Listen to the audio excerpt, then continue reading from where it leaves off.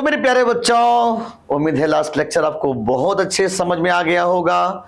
इससे पहले कि टॉपिक को आगे बढ़ाया जाए, एक छोटा सा रिक्वेस्ट उन बच्चों से जो बच्चे आज पहली बार आज चैनल पे आए हैं और लेक्चर 3 अटेंड कर रहे हैं, तो मैं उनसे कहना चाहता हूं कि वो चैनल पे जाकर के लेक्चर 1 और लेक्चर 2 को जरूर पहले कर लें, तभी जाकर के लेक्चर 3 करने की कोशिश करें ताकि ज्यादा से ज्यादा बेनिफिट हो सके।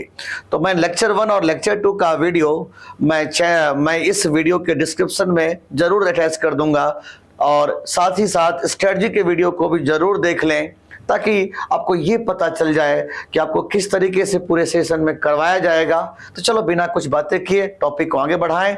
और बच्चों, हमने लास्ट लेक्चर में हम डिस्कस किए थे नॉर्मल कॉन्टैक्ट फोर्स को, और आइए उस टॉपिक को हम थोड़ा सा और बढ़ाने की कोशिश करते हैं। तो चलिए बिना कुछ बातें किए टॉपिक आगे बढ़ाते हैं। आज का टॉपिक होगा कनेक्टेड सिस्टम। अब आप देखो, आपके सामने कुछ इस प्रकार से सिस्टम कर दिया है। एक M1 मास का बॉडी है और एक M2 मास का बॉडी है। इसके दोनों के बीच में एक रस्सी से कनेक्ट कर दिया था। बच्चों ध्यान रखिएगा, हम ये मान के चल रहे हैं कि इस रस्सी के पास मास नहीं है, इस स्ट्रिंग के पास मास नहीं है। This rope is massless and inextensible. ना ये खींच सकता है और ना इसके पास मास है। इस बात को भी ध्यान रखिएगा। और हमें क्वेश्चन में बोला जाता है कि अगर मान लीजिए इसको F फोर्स से यूं खींचे जा रहे हैं, तो बताओ इसका एक्सेलरेशन क्या होगा और रस्सी में लगने वाले फोर्स को क्या कहते हैं। ये बात तो हम पहले से जानते हैं कि रस्सी में लगने वाले फोर्स को टेंशन कहते हैं। जितने रस्सी होंगे मेरे बच्चे, उतने टाइप के टेंशन राइज करेंगे। अगर एक रस्सी होगा तो एक टेंशन राइज करेगा, 2 रस्सी होगा तो 2 टेंशन राइज करेगा। तो ये बात तो आपको समझ में आ ही गया होगा। अच्छा, एक बात और समझाना होगा कि टेंशन हमेशा बॉडी के बाहर लगता है। अब देख सकते हो, टेंशन हमेशा बॉडी के बाहर लगा, टेंशन हमेशा बॉडी के बाहर लगा। तो टेंशन कोई नया फोर्स नहीं है मेरे बच्चे। टेंशन तो रस्सी में लगने वाले फोर्स को टेंशन कहा जाता है। इसके ऊपर मैंने बहुत अच्छे से समझा रखा है आपको लेक्चर 1 में। आप याद करो, जब कांस्टेंट इक्वेशन समझाया था तो वहां बहुत अच्छे से समझाने की कोशिश किया था। खैर छोड़ो, यहां पर आप समझो, अपने को पूछा जाता है कि इसका एक्सेलरेशन क्या होगा और टेंशन क्या होगा। तो याद करो मेरे बच्चे याद करो, मैंने आपको क्या सिखाया था। ये कोई भी क्वेश्चन करना है तो हम क्या करते हैं, तो कहोगे सर हम तो 3 स्टेप लेते हैं। कोई भी क्वेश्चन करने का 3 स्टेप। सबसे पहले सिस्टम। तो बताएं मेरे बच्चे, यहां पर कितने सिस्टम है। तो आपका जवाब होगा कि सर हमारे पास 2 सिस्टम है। पहला सिस्टम का नाम M1 और दूसरे का नाम M2। हमारे पास 2 सिस्टम है। अब इन दोनों का मैं FBD बनाऊंगा। आपको याद करवा दो, कोई भी क्वेश्चन करना था तो 3 स्टेप। सबसे पहले सिस्टम, उसके बाद FBD और लास्ट में इक्वेशन और प्रॉब्लम सॉल्व। तो हम फिर से एक बार याद करो, कोई भी क्वेश्चन करना है तो 3 स्टेप। सबसे पहले सिस्टम, तो हमने सिस्टम बना लिया। अब FBD की बारी आई, तो चलिए FBD बनाना स्टार्ट करें। इसके लिए एक सरफेस है और मेरे बच्चे इसके लिए भी एक ही सरफेस है। तो हमने लास्ट लेक्चर में समझाया था कि कोई भी कॉन्टैक्ट सरफेस क्या करता है मेरे बच्चे, बॉडी के ऊपर की तरफ फोर्स लगाता है, जिसे कहते हैं नॉर्मल कॉन्टैक्ट फोर्स, जिसे कहते हैं नॉर्मल कॉन्टैक्ट फोर्स। और आपको याद करवा दूं, ये इसका सेंटर ऑफ ग्रेविटी हुआ। तो ये क्या करेगा, बॉडी का वेट लगाएगा नीचे। तो अगर इसका मास M1 है मेरे बच्चे तो वेट होगा M1 जी। अगर इसका मास M2 है बच्चों तो वेट हो जाएगा M2 जी। और आप जानते हो वेट भी तो फोर्स होता है। अब आप मुझे बताओ, इस बॉडी पर एक फोर्स और आगे लग रहा है, टेंशन T। यही तो मैं देख रहा हूं मैं कि इस बॉडी पर एक फोर्स और एक्ट कर रहा है आगे की तरफ, टेंशन T। अच्छा, इस बॉडी पे बताओ, आगे लग रहा है F फोर्स और पीछे लग रहा है T। जरा सोचो और बताओ, ये बॉडी भी आगे जा रहा है और ये बॉडी भी आगे जा रहा है। दोनों के दोनों बॉडी आगे की तरफ जा रहा है मेरे बच्चे। दोनों के दोनों बॉडी मेरे बच्चे आगे की तरफ जा रहा है। ये बॉडी भी आगे जा रहा है और ये बॉडी भी आगे जा रहा है। Then we have to calculate the value of acceleration and tensions. तो आपको चिंता करने की कोई जरूरत नहीं है। कोई भी क्वेश्चन करना था मेरे बच्चे तो 3 स्टेप। सबसे पहले सिस्टम, हमने सिस्टम डिसाइड कर लिया। उसके बाद FBD, हमने FBD भी बना लिया। अब किसकी बारी आई? तो कहोगे सर अब तो इक्वेशन लिखने की बारी आई। तो चलिए इसका इक्वेशन लिखते हैं पहले। तो इक्वेशन लिखते हैं। अब ध्यान दीजिएगा, बॉडी चूंकि इधर मूव कर रहा है तो इसके अलॉन्ग मोशन लेके मैं करूंगा क्या? तो याद रखना इसके अलॉन्ग मोशन लेने की कोई जरूरत नहीं है, सीधा एक्स के अलॉन्ग मोशन निकाल लो। तो जरा बताओ, चूंकि ये बॉडी इस तरफ जा रहा है तो मैंने पिछले लेक्चर में समझाया था कि एक्सेलरेशन के डायरेक्शन में जो फोर्स आएगा उसको मिलेगा प्लस और अपोजिट वाले को मिलेगा माइनस। यही सिखाया था मैंने लास्ट लेक्चर में। इस केस में एक्सेलरेशन के डायरेक्शन में जो फोर्स आएगा उसको मिलेगा प्लस और अपोजिट वाले को मिलेगा माइनस। थोड़ा ध्यान देना मेरे बच्चे, चूंकि बॉडी एक्स एक्सिस पे मूव कर रहा है तो वाई एक्सिस के अलॉन्ग मोशन निकाल करके मैं क्या करूंगा? मुझे जरूरत ही नहीं है, इसलिए नहीं निकाल रहा हूं। चूंकि बॉडी एक्स के अलॉन्ग मूव कर रहा है तो एक्स एक्सिस के अलॉन्ग ही मोशन निकाल लेता हूं। तो आपको याद होगा इक्वेशन लिखने का क्या तरीका होता है, net force equal to mass into acceleration. तो चलिए इसका इक्वेशन लिखना स्टार्ट करते हैं। तो इसका इक्वेशन क्या बोलोगे बच्चा? टी माइनस कुछ भी नहीं इज द नेट फोर्स। आप मत लिख देना माइनस कुछ भी नहीं, टी माइनस कुछ भी नहीं इज द नेट फोर्स। और नेट फोर्स इक्वल टू मेरे बच्चे मास इनटू एक्सेलरेशन। हो गया, कहानी खत्म। अब इसका इक्वेशन बताओ। तो मैंने क्या सिखाया था कि एक्सेलरेशन के डायरेक्शन को पॉजिटिव और अपोजिट वाले को नेगेटिव। तो इसका इक्वेशन क्या लिखोगे? F minus T is the net force और this net force is mass into acceleration. No solve it. जैसे ही मेरे बच्चे इसको सॉल्व करेंगे तब आप देख सकते हो F इक्वल टू कितना आ गया? m1 plus m2 into a। और हम कह सकते हैं मेरे बच्चे acceleration equal to F upon m1 plus m2। बस हो गया, निकल गया एक्सेलरेशन का वैल्यू।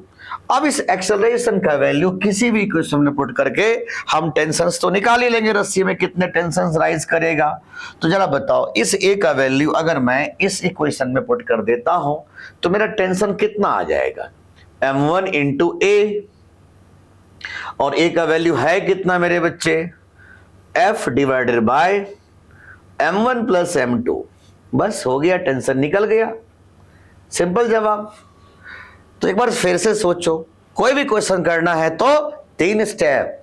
सबसे पहले सिस्टम, उसके बाद FBD और लास्ट में इक्वेशन और प्रॉब्लम सॉल्व हो जाएगा। तो बस ये ध्यान देना कि भाई कैसा भी क्वेश्चन आएगा, कैसे भी क्वेश्चन आएगा, अगर हमें ये स्टेप्स फॉलो करना आ गया, हमें एफबीडी बनाना आ गया, हमें इक्वेशंस बनाना आ गया, तो मैकेनिक्स में प्रॉब्लम बहुत कम अटकते हैं मेरे बच्चे, बहुत कम। कई ऐसे चैप्टर्स हैं, गिनती के 5-6 चैप्टर्स ऐसे हैं, 6-7 चैप्टर ऐसे हैं जो इसी पर टिका हुआ है। तो अगर आपको एक बार ये समझ में आ गया तो बहुत इंजॉय करोगे फिजिक्स में। इसलिए मैं जो बात कह रहा हूं मेरे स्टेप्स पर ध्यान दो। आंसर तो मैं बाएं हाथ से निकलवा लूंगा भाई, सेकंड के अंदर मैं आंसर निकलवा दूंगा, मुश्किल से 4 से 5 सेकंड में कोई भी क्वेश्चन का आंसर निकलवा दूंगा। लेकिन मेरा मैटर ये नहीं है कि हम आंसर निकालें, मैटर बनता है कि हम क्वेश्चंस के कॉन्सेप्ट समझ पाए कि नहीं समझ पाए। अगर कॉन्सेप्ट ही नहीं समझ पाए तो वही हम आंसर्स लेके करेंगे क्या। मान लो ऐसा क्वेश्चन बन गया, क्या अगला क्वेश्चन बन पाएगा, इस बात की कोई गारंटी है नहीं है। इसलिए कॉन्सेप्ट पर ध्यान दीजिए, टेक्निक्स तो मैं सिखा ही लूंगा। अब कैसा भी क्वेश्चन आएगा, चाहे कैसा भी क्वेश्चन आएगा, इतने टेक्निक्स बताऊंगा, इतने टेक्निक्स बताऊंगा कि तुम भी कह दोगे कि जय सर आपके टेक्निक तो बहुत कमाल के टेक्निक है, कैसे भी क्वेश्चंस को यू बनवा देता है। आप बस एंजॉय करो, बस एंजॉय करो पढ़ाई में, जबरदस्ती नहीं पढ़ना, एंजॉय करो पढ़ाई करके। तो पहले मैं कोशिश करूंगा कि तुम्हें कॉन्सेप्ट से समझाऊं, और जब कॉन्सेप्ट समझ में आ जाएगा देन उसको टेक्निक बताऊंगा। तो चलो एक कॉन्सेप्ट और बताता हूं पहले, उसके बाद टेक्निक पे ही बात करते रहेंगे। सामने स्क्रीन पर देखो, यहां पर एक और क्वेश्चन आ गया। अब यहां पर 2 स्ट्रिंग है मेरे बच्चे, तो 2 अलग अलग टेंशन्स राइज करेंगे, और चूंकि बॉडी इधर जा रहा है तो हमसे पूछ रहा है एक्सेलरेशन क्या होगा और टेंशन्स क्या होगा। चिंता करने की कोई जरूरत नहीं है मेरे बच्चे। बताओ, कोई भी क्वेश्चन करना है तो फिर से बताओ। 3 स्टेप। हमारे पास कितने सिस्टम है सर? 3 सिस्टम है। बहुत बढ़िया भाई, 3 सिस्टम है तो तीनों सिस्टम को लिख दो पहले। सिस्टम के बाद किसका नंबर आता है मेरे बच्चे? सिस्टम के बाद किसका नंबर आता है मेरे बच्चे? एफबीडी बनाने का। तो भाई क्यों फटाफट एफबीडी इसका बना लो यार। इसके लिए एक सरफेस, इसके लिए एक सरफेस, इसके लिए भी एक सरफेस। एफबीडी बना, ऊपर लगेगा नॉर्मल, इसके लिए भी नॉर्मल और इसके लिए भी नॉर्मल, क्योंकि ये सरफेस नॉर्मल कांटेक्ट फोर्स लगाएगा, नॉर्मल लगाएगा, नॉर्मल लगाएगा। ये नीचे क्या लगाएगा? इस बॉडी का वेट m1g, इस बॉडी का वेट m2g, इस बॉडी का वेट m3g। बस हो गया। जरा सोचो, इस बॉडी पर और भी फोर्स लग रहा है? बिल्कुल लग रहा है। आगे की तरफ लग रहा है T1 और ये बॉडी जा रहा है आगे की तरफ।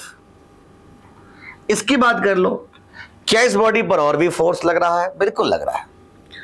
आगे लग रहा है मेरे बच्चे T2 और पीछे लग रहा है मेरे बच्चे T1 और ये बॉडी भी आगे की तरफ जा रहा है। ऐसे इसकी बात कर लो, आगे लग रहा है फोर्स F और पीछे लग रहा है टेंशन T2 और ये बॉडी भी आगे जा रहा है। जरा सोचो मेरे बच्चे, सोचो समझो, बस जवाब दो। हमें ये मोशन निकालने की जरूरत है नहीं, क्योंकि बॉडी एक्स के लॉन्ग मूव कर रहा है, तो वाई के लॉन्ग हमें मोशन निकाल के करना क्या है? छोड़ो, इन चक्करों को छोड़ते हैं यार, निकालना ही नहीं है। तो भाई सीधा सीधा बात समझो कि हमें इस एक्सिस पर मोशन निकालना है और निकालना स्टार्ट करें। तो क्या सिखाया था? एक्सेलरेशन के डायरेक्शन को पॉजिटिव, अपोजिट वाले को नेगेटिव। एक्सेलरेशन के डायरेक्शन में जो फोर्स आएगा पॉजिटिव और अपोजिट वाले को नेगेटिव। एक्सेलरेशन के डायरेक्शन को पॉजिटिव, अपोजिट वाले को नेगेटिव। बस इतना ही करना था। अब हमें सॉल्व करना है, तो पहले इसका इक्वेशन लिखते हैं। इसका इक्वेशन क्या होगा मेरे बच्चे? T1 माइनस कुछ भी नहीं is mass into acceleration. Our equation number पहला। हम इसकी बात कर लें इस इक्वेशन का, तो कह देंगे T2 minus T1 is the net force and this net force is mass into acceleration. T2 minus T1 is the net force. Our net force is mass into acceleration. Our equation number second मेरे बच्चे। फिर इसका equation बता दो, तो कह दोगे F minus T2 is the net force. F minus T2 is the net force और net force is mass into acceleration मेरे बच्चे। ये हमारा तीसरा इक्वेशन हो गया मेरे बच्चे। अब हमें तीन इक्वेशन को सॉल्व करके आंसर निकाल देना है। एक्सेलरेशन निकालना तो बाएं हाथ का खेल था, बाएं हाथ का बिल्कुल खेल था। देखो कैसे हमें इक्वेशन तो वैसे ही बन जाने थे एक्सेलरेशन का value. Then acceleration is F by m1 plus m2 plus m3। अब इस a का वैल्यू मेरे बच्चे, इस a का वैल्यू अगर मैं इसमें पुट कर दूंगा तो T1 आ जाएगा m1 गुना a, और T1 का वैल्यू इसमें पुट करूंगा तो T2 आ जाएगा मेरे बच्चे। तो उम्मीद करता हूं आपको समझ में बहुत अच्छे से आ गया होगा। अब देखो कॉन्सेप्ट तो क्लियर हो चुका है हमारे बच्चे को, अब कुछ मीठा हो जाए भाई, अब तो कुछ टेक्निक हो जाए, क्योंकि इतने अगर करने बैठ गए एग्जाम में तो फिर सत्यानाश। इतना करना ही नहीं है हमें, तो उस वहां पर मुश्किल से 4, 5, 7 सेकंड का टाइम होता है सॉल्व करने का। कई क्वेश्चंस ऐसे भी तो होंगे मेरे बच्चे जो 1 मिनट से ज्यादा लगवा रहा है। कई ऐसे क्वेश्चंस होते हैं जो 2-2, 3-3 मिनट लगा देता है। तो अगर वहां समय खराब होगा तो भाई एवरेज देखो तो वही 20-25 सेकंड के टाइम हो पाते हैं। तो इसीलिए हमें हर क्वेश्चंस को कॉन्सेप्ट्स भी क्लियर रखना है और उसको टेक्निक भी समझना है कि क्वेश्चंस को कैसे ऐसे बना लेंगे। तो आओ टेक्निक पे बात करते हैं। सीधा स्मार्ट बनो, सीधा हिट। देखो कैसे करने हैं, समझो। तुम्हारे सामने स्क्रीन पर क्वेश्चंस है, वही क्वेश्चंस तुम्हें निकालना है एक्सेलरेशन। क्या निकालना है मेरे बच्चे? एक्सेलरेशन। ध्यान देना, एक्सेलरेशन का फॉर्मूला होता है external force by total mass. बस बात खत्म, खत्म कहानी। एक्सेलरेशन का वैल्यू होता है एक्सटर्नल फोर्स। तुम क्या करो, एक डब्बा बना लो। हो एक डब्बा बना लिया भाई। इस डब्बे के अंदर में अब देखो, इस डब्बे के बाहर जो फोर्स है वही एक्सटर्नल फोर्स है। तुम कहोगे सर क्या टेंशन एक्सटर्नल फोर्स नहीं है? नहीं है, ये अंदर की बात है भाई, ये अंदर की बात है, ये बाहर की बात नहीं है। तो भाई एक्सेलरेशन कैसे निकालोगे? जरा सोचो। एक्सेलरेशन निकालने का तरीका होगा बाहरी फोर्स, कितना बाहरी फोर्स है? F divided by total mass. कितना टोटल मास हो जाएगा मेरे बच्चे? m1 plus m2। हो गया, कहानी खत्म, यही इसका आंसर हो गया। अब हमें निकालना है T। तो टेंशन निकालने का एक बेहतरीन तरीका बताता हूं। क्या करो, टेंशन निकालने के लिए अपने हाथ को यहां पर रख दो, टेंशन निकालने के लिए अपने हाथ को यहां पर प्लेस कर दो। कर दिया ना? बोलो, कर दिया। अब हमें स्मार्ट बनना है, थोड़ा स्मार्ट बनना है। करना क्या है जरा ध्यान से समझो। जिस तरफ फोर्स लग रहा है ना, फोर्स अगर मान लो इधर लग रहा है तो हाथ ऐसे रखना। अब देखो कैसे हाथ रखना है। टेंशन निकालने के लिए अपने हाथ को यहां रख दो, यहां। अगर फोर्स लगे इधर तो आशीर्वाद देना इधर, अगर फोर्स लगे इधर तो आशीर्वाद दो इधर, और फोर्स लगे इधर तो आशीर्वाद दो इधर। अब देखो तुम्हें फोर्स लग रहा है इधर तो आशीर्वाद दे देना इधर। अब जैसे आशीर्वाद इधर दे दिया तो बताओ कौन से मास को तुमने आशीर्वाद दिया? तो नाम था m1, तो लिख दो m1 इनटू एक्सेलरेशन, जो एक्सेलरेशन तुमने अभी अभी निकाला था। Your answer is ready. बस खत्म कहानी, इतना ही करना था यार। फिर देखो ध्यान से, इस केस में एक्सेलरेशन पूछ रहा हूं तो क्या करना है तुम्हें? पहले तो एक डब्बा बना लेना यार। देखो बना लिया डब्बा भाई। अब एक्सेलरेशन के लिए हमें क्या देखना होगा? बाहरी फोर्स। तो बाहरी फोर्स कौन सा है सोच के देखो। बाहरी फोर्स तो सिर्फ F है, ये तो अंदर की बात है, अंदर की बात है। तो बाहरी फोर्स F है डिवाइडेड बाय टोटल मास। तो टोटल मास हो जाएगा m1 plus m2 plus m3। बस हो गया, ये रहा इसका एक्सेलरेशन। समझ में आया कि नहीं समझ में आया? बोलो। अब हमें निकालना है T1 और हमें निकालना है T2। बहुत बारीकी से देखना, एक्सेलरेशन के डायरेक्शन के अपोजिट में हाथ रखो। T1 निकालने के लिए यहां हाथ रखना और T2 निकालने के लिए यहां हाथ रखना। फोर्स लगे इधर तो आशीर्वाद देना इधर। बोलो किसको आशीर्वाद चुपके चुपके दिया है? नाम बताओ उसका, m1 इनटू एक्सेलरेशन। ये रहा एक्सेलरेशन का वैल्यू। हमें निकालना है T2, तो यहां हाथ रख दो। किसको आशीर्वाद देना है मेरे बच्चे? m1 और m2 दोनों को। तो लिख दो m1 plus m2 into acceleration. हो गया भाई। यहां हाथ रखेंगे तो किसको किसको आशीर्वाद मिलेगा? दोनों बॉडी को।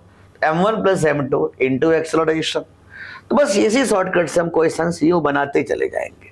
अब जैसे तुम्हारे सामने स्क्रीन पर क्वेश्चंस है, अब फटाफट फटाफट जवाब देना, बिल्कुल जल्दी जल्दी जवाब देना। मैं तुमसे पूछा था भाई, मैं क्या पूछा था जरा सोचो, किसका एक्सेलरेशन क्या होगा? तुम क्या कहोगे? डब्बा बना लेंगे यार, बात ही खत्म। डब्बा बना लिए। बाहरी फोर्स क्या है? 60 डिवाइडेड बाय टोटल मास कितना है? 6 4 10 2 12। निकल गया इसका एक्सेलरेशन 5 मीटर पर सेकेंड स्क्वायर। अब मेरे को निकालना है टेंशन T1 और टेंशन T2। बिल्कुल नहीं घबराना मेरे बच्चे।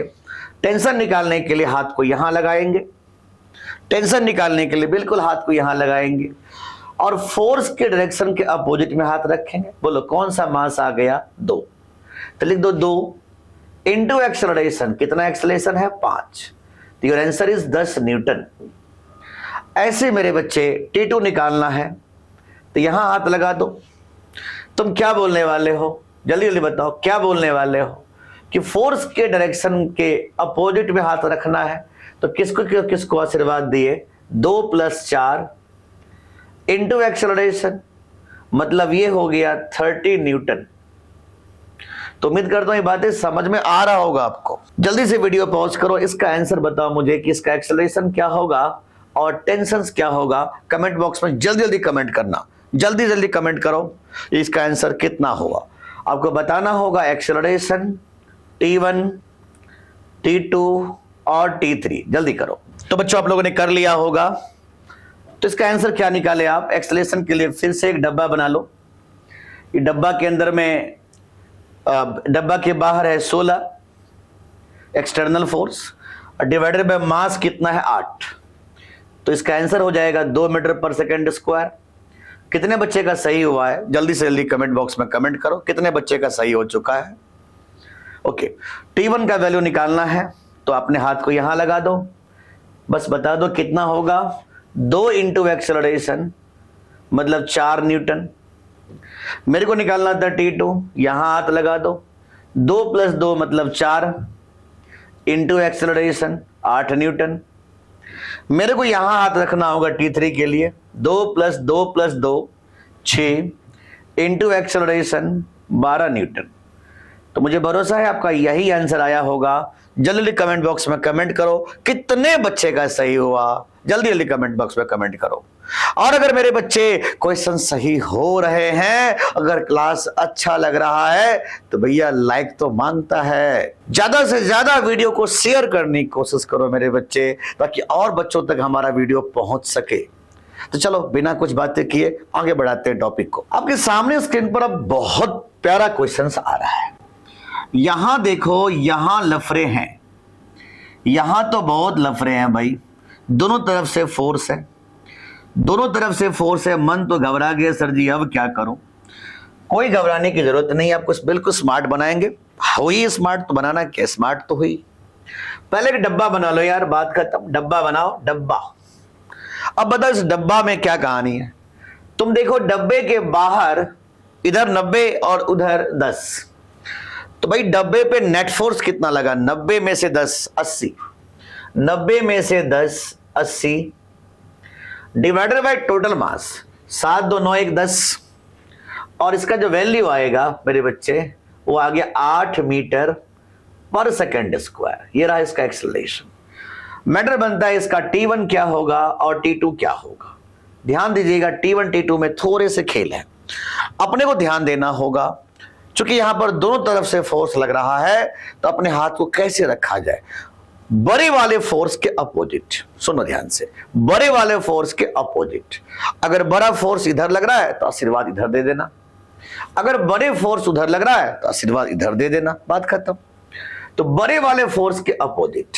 तो चलो T1 का वैल्यू बताओ क्या लिखने वाले हो। तो तुम जवाब दोगे, यहां हाथ रखो, बड़े वाले फोर्स के अपोजिट, तो मास का नाम 1 इंटू एक्सेलरेशन, क्या नाम है एक्सेलरेशन का? 8। लेकिन ध्यान दीजिएगा, आशीर्वाद आपने इस फोर्स को भी दिया है।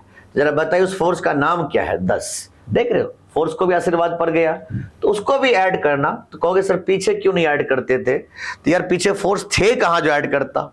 तो बताओ इसका आंसर कितना होगा? 18 न्यूटन। अब मुझे बताओ T2 का वैल्यू। मैं हाथ को यहां रखूंगा बच्चों, तो मुझे बताओ क्या हो गया? 2 + 1 3 into acceleration plus external force. देखो ये वाला फोर्स भी हमें ऐड करना होगा। तो कितना हुआ? 24 + 10 34 34 न्यूटन। तो उम्मीद करता हूं आपको समझ में अच्छे से आ रहा होगा, है ना बच्चों? अगर आपको समझ में आ रहा है तो इसका आंसर मांगता है मेरे बच्चे, जल्दी जल्दी कोशिश करो और कमेंट बॉक्स में कमेंट करना कि इसका आंसर क्या है। अब जल्दी जल्दी कमेंट बॉक्स में कमेंट करना कि इसका आंसर कितना था। तो चलिए आगे बढ़ते बच्चों। आपके सामने में इस वैरायटी के क्वेश्चंस भी राइज करेंगे आज। भाई ऐसे क्वेश्चंस को कैसे करेंगे? क्या क्वेश्चन देगा? कहेगा कि ऐसे ब्लॉक्स है और बताओ कि ऊपर वाला बॉडी कितने फोर्स से यूं खींचे कि पूरे बॉडी ऊपर चले जाए। ऐसे क्वेश्चंस जब पूछे जाते हैं तो स्मार्ट तरीका, स्मार्ट बच्चे स्मार्ट तरीका सुन लो ध्यान से। करना कुछ नहीं है, जो ऐसे लटका हुआ था ना, ऐसे देखा, ऐसे इसको हॉरिजॉन्टल कर दो। ये ऐसे लटका हुआ था तो मेरे बच्चे इसको ऐसे कर दो।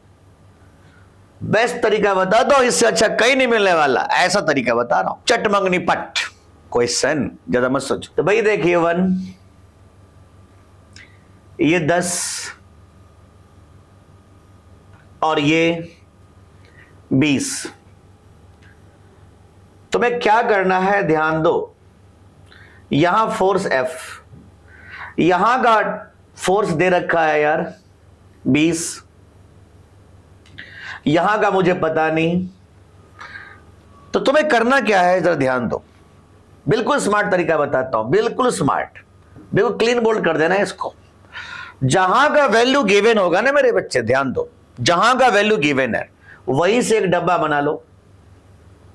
जहां का वैल्यू गिवन है वही का एक डब्बा बना लो और बताओ, डब्बा पे लगा दो फोर्स बराबर एम ए, बस बात खत्म। फोर्स इक्वल टू क्या, एम ए। तो बोलो इस फोर्स का नाम क्या, इस डब्बा के बाहर कितना फोर्स है, 20। तो 20 बराबर 1a। तो बोलो ए बराबर कितना, 20। तो सारे बॉडी का एक्सेलरेशन 20 रहा। ये हमारा शॉर्टकट है, ये सिर्फ एक शॉर्टकट है। अब आप देखो, अगर मैं आपसे ये पूछता हूं कि अगर T1 निकालना है तो फिर एक डब्बा बना लो, फिर से डब्बा बना लो और लिख दो T1 इक्वल टू, बताओ डब्बे के अंदर में कितने मास है, 10 + 1 11 इंटू एक्सेलरेशन का वैल्यू 20। तो कितना हुआ, 11, 10 + 1 11, 10 + 1 11 गुना 20। तो भाई कितना वैल्यू हो जाएगा, इसका वैल्यू हो जाएगा बच्चों 220। समझे? लेकिन मैं बार बार कहता हूं ये एक्सेलरेशन का वैल्यू नहीं है इसका, ये एक टेक्निक है बस। इस टेक्निक से बस हम फोर्स निकाल सकते हैं और टेंशंस निकाल सकते हैं, एक्सेलरेशन नहीं। एक्सेलरेशन निकालने के लिए फिर से डायग्राम बनाकर के एबीडी बनाना पड़ेगा, फिर जाकर के बातें बनती है। अच्छा, मैं तो पूछा था भाई एफ का वैल्यू बता दो कितना होगा, तो फिर से एक डब्बा बना लो भाई, बात खत्म। अब जैसे डब्बा बनाया तो बताओ डब्बे के अंदर में कितने मास है, 20, 10, 30 और 1 31 इंटू एक्सेलरेशन तो सबका वही था 20, तो ये हो जाएगा 620 न्यूटन। तो बताओ मेरे बच्चे, आसान था कि टफ था? सिंपल सा तरीका था, जो ऐसे लटका हुआ था उसको जमीन पे लटा दो और जहां का वैल्यू गिवन होगा ना वहीं से डब्बा बना लो और एक्सेलरेशन निकाल लो। कैसे निकालोगे एक्सेलरेशन, F = ma से। एक बार ए निकल गया तो ये सबका है, फिर डब्बा बनाते चले जाओ और F बराबर ma लगाते चले जाओ। जैसे एक छोटा सा क्वेश्चन और करवाता हूं, सामने स्क्रीन पर देखो, फिर से वैसा ही क्वेश्चन दे दिया। तो मैंने कहा यार एक काम करो ना, इसको पहले ऐसे लेटा हुआ है, ऐसे लटका हुआ है, इसको लेटा दो पहले। देख ये 2 किलो, ये 10 किलो, ये 30 किलो और ये 60 किलो। और देखो फोर्स लगाया मैंने F, हमें ये पूछा जा रहा था T2, हमें पूछ रहा है T1। अब देखो यहां का वैल्यू गिवन है 30। मैं सीधा सीधा बात किया हूं कि जहां का वैल्यू गिवन है ना, तुम वहीं पर डब्बा बनाना, कहीं और डब्बा मत बनाने बैठ जाना, वही का डब्बा बना लो एक और वही लगा दो F बराबर है में। देख F का वैल्यू कितना है 30, तो 30 बराबर 2a, तो a बराबर आ गया 15 और ये a बराबर 15 सबका है, सबका 15 है। अब मेरे को निकालना T1, मेरे को निकालना T1। तो जरा बताओ T1 निकालने के लिए ये रहा बॉडी, क्या कहोगे कितना मास है? देखो ध्यान से, T1 निकाल रहे हो, कितना मास है, 10 + 2 12 गुना 15 हो गया, इतना न्यूटन आंसर हो जाएगा। मेरे को निकालना था T2, फिर से डब्बा बना लो यार। अब बताओ इसके अंदर में कितना मास अब आ गया, 30 10 40 और 2 42 इंटू एक्सेलरेशन, कितना एक्सेलरेशन है मेरे बच्चे, 15 हो गया, आंसर आ गया।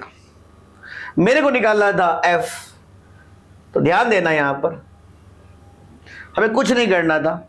F निकालने के लिए सिंपल तरीका था, 60 90 10 100 और 2 102 इंटू वही वाला एक्सेलरेशन, बस सिंपल तरीका था, कुछ नहीं था।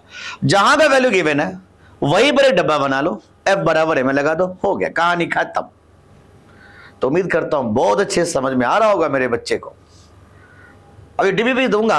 अच्छा एक छोटा सा बात और बताना है आपको कि जो मैं डीपीपी आपको देता हूं, अगर आपसे बन जाता है, अच्छे से बन जाता है, तो मेरे को बता दिया करो कि सर सारे क्वेश्चंस बन गए, ताकि हमें भी थोड़ा कॉन्फिडेंस आएगा कि हमारे बच्चे सारे क्वेश्चंस करते जा रहे हैं। या कोई क्वेश्चंस अटक जा रहा है, नहीं बन पा रहा है, तो हमें कमेंट बॉक्स में जरूर कमेंट किया करो। या आपको टेलीग्राम चैनल पे मैंने आपको लिंक दिया हुआ था, आपको मैंने ग्रुप बना दिया था कि अगर कोई भी डाउट्स होता है तो आप उसमें भेज दिया करो और मुझसे पूछा करो कि सर ये क्वेश्चंस नहीं हो पाया, मैं बिल्कुल हेल्प करूंगा। मैं तो आप ही लोगों के लिए हूँ भाई। हम तो पूरे साल मेहनत करेंगे तब जा करके रैंक आएगा। एक दिन पढ़ाने से सिलेक्शन तो होना नहीं है, एक दिन पढ़ाने से भैया रैंक तो आएगा नहीं। तो मैंने आपसे क्या वादा किया था कि एक सप्ताह के अंदर फिजिक्स सपने में आने लगेंगे और महीने के अंदर में आपका लेवल और दूसरे के लेवल में जमीन आसमान का अंतर करके रख देंगे। यही मेरा स्ट्रेटजी वीडियो का ओवरऑल था, सब कुछ यही बात मैंने स्ट्रेटजी वीडियो में कहा था।